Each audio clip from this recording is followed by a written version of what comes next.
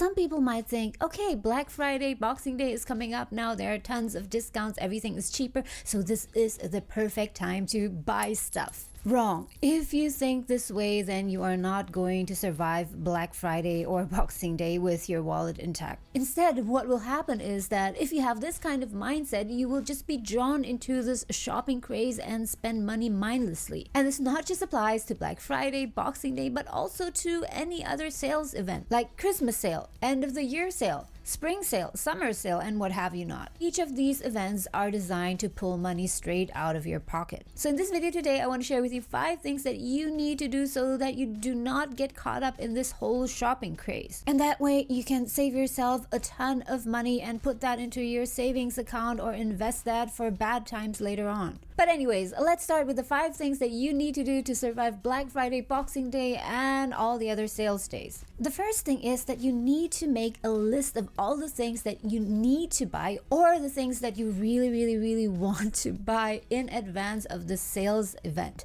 so that you can avoid impulse buying. And this is the problem, guys. If you look at sales offers without any idea at all in mind what you actually need to buy, what the priorities are, you just get pulled into the various offers and discounts and end up buying a bunch of things that you don't need. A second TV that you don't need. A pair of high heels that you don't even get to wear for the next 5 months or so because it's snowing like crazy. So just take a piece of paper or write it down in your digital notepad. Make a list of all the things that you actually need, that you would need to buy anyways, whether or not there is a sale going on. And let's say there are 10 items on your list. List them in the order of priority. Which one is the most important one versus which one can you live without? And this list will be your master plan when you go into a sales event. And also, very importantly for these list of things, set up a budget. Set up a budget for how much you want to spend at the max for each item. So let's say you want to buy a new TV. If you don't set a budget for yourself, then you might see a TV that was originally $2,000 and is now only $899, which sounds like a super great deal, and then you end up buying it, whereas actually that is really out of your budget. So instead, if you set a maximum budget upfront, let's say that you don't want to spend more than $600 on your TV, you won't get easily lured in by those kinds of offers. By the way, guys, if you found this video useful, then make sure that you hit the like button. I would really appreciate that. The second thing that you need to do to survive a big sales event is to do your research on the prices. When you see a great deal, something that's 30% off, let's say, don't just automatically assume that that is already the best price, but instead go to all the other shops and compare the prices. Compare prices on Amazon, Canadian Tire, Walmart, Best Buy, and so on. Because if you really want to buy something, you do not just want to get a great price, but you want to get the best price. The third tip that I have for you to survive Black Friday, Boxing Day, and so on is to shop from home instead of going to the store. Because as we all know, it's like crazy when you go to the store on Black Friday or Boxing Day. There are tons of people squishing together in the stores and all competing for the same items. Why would you do that to yourself? And yes, you might say you would get an extremely great deal by doing that, but also think of the time and the cost that it takes you. You need to drive to the store, you need to pay for your fuel, and the whole process perhaps takes you 3 hours, so there's also an opportunity cost in that. Think of other ways that you could possibly spend those 3 precious hours. Definitely not at the store queuing. So instead, just shop in the comfort and coziness of your home, and that also makes it very easy to compare prices because you can open multiple tabs and you can go back and forth and see which the best offer is. But the most important benefit of shopping from home is also that you can tally up, you can sum up your total expenditure. So let's say that you've decided to buy 5 items. There are 5 items on your list. If you go out to the store and buy them one by one, you're not really sure how much money you'll end up spending, right? And also in the store, it's very easy to get caught up in the moment and just buy something anyway, although it's not within your budget. So when you shop at home from your computer, it's very easy to manage your budget because you can just put things into your shopping cart without processing the purchase yet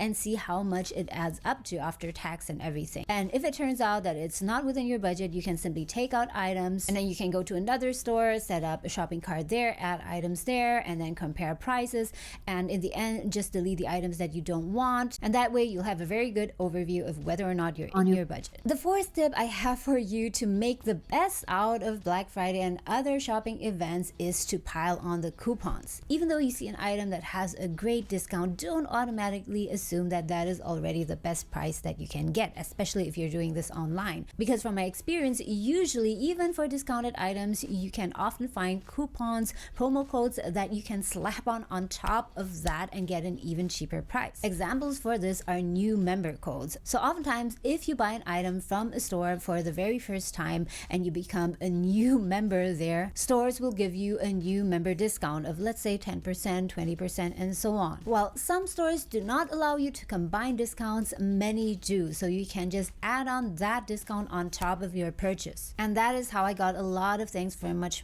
cheaper. I remember, I think 2 years ago, I bought a pair of winter boots, which were originally $130, and then they were on sale for $110 or so. And then I added on a sort of a new member promo code or so, and I ended up only paying $95 plus. And then there are also promo codes for joining a company's email list, and sometimes these can be really worth it. Especially if you have a larger purchase, that extra 10 or 15% discount can really mean something. So before you finalize your purchase, make sure that you scout the internet for promo codes and coupon codes. And sometimes you don't even have to Google them because they are right there on the store's website. Now let's get to the fifth tip for surviving Black Friday, Boxing Day, and so on, which is set yourself a discretionary budget. So what is that? Earlier we talked about setting up a budget for the items that you really need to buy, your priority shopping list. But as we all know, as spontaneous and unexpected we human beings are, we do not tend to stick to our plans. While shopping for the things that you really need, that electric toothbrush and so on, you see a bunch of other things, shiny objects that you don't really need but just look great and that you really want to get for yourself or for a family member as a gift. And I know, guys, in those cases sometimes it's really hard to control yourself and you just want to go for it. And while I would love to tell you, no, don't get anything that is not on your shopping list,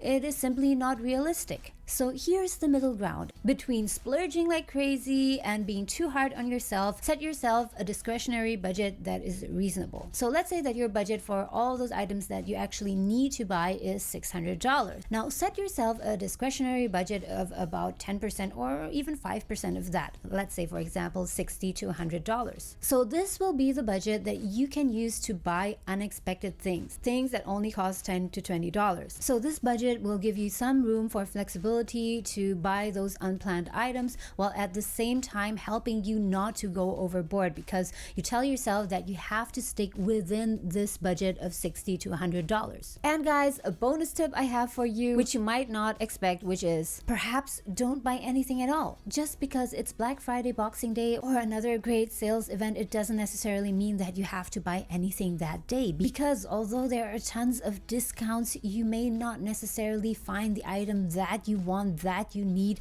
discounted on that day. So an alternative way to go is just sit back and relax and not make a big deal out of all of it. Now, 1 or 2 things that you definitely need for this cold winter in Canada is a pair of great winter shoes. And if you don't have that yet, if you're new to Canada and wondering how you can find the best winter shoes, then check out this video here where I go through that in much detail. I hope this video was useful to you. Thank you so much for watching, and I'll see you in the next video.